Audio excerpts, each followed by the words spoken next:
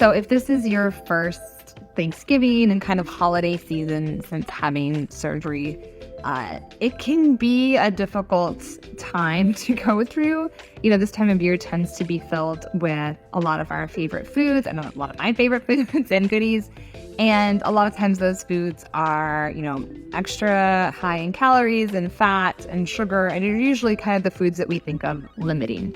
And while I wholeheartedly believe in everything in moderation, that word can be tricky. It's a little murky. There's not an exact definition of moderation. And the way I like to think of it is, if 80% of the time you're choosing your protein first at meals and then including your non-starchy veggies and your whole grains and your fresh fruits, that other 20% of the time, you can have the occasional food, like, handful of potato chips or a small cookie, or whatever, your item is inserted there.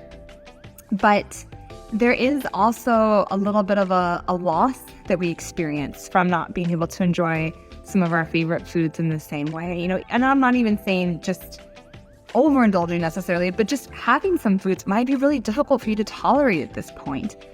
A lot of things just might not sit well for you. And so that can be difficult. It can be kind of a mourning in a sense of your past life and not being able to kind of mark some of these special occasions throughout the year and some of these life milestones in the same way that you may have beforehand. And even if you were expecting to have some difficulty with this, even if you knew this would be the situation, when you actually are kind of dealing with it front and center, it is hard, and that's okay. It is normal. It is to be expected. And the one thing that I really want to encourage is, instead of maybe getting frustrated or trying to just move through these feelings quickly, is to really kind of be curious about it. Be curious about why this is difficult, right? But be curious about those feelings, maybe how you coped with issues before, maybe,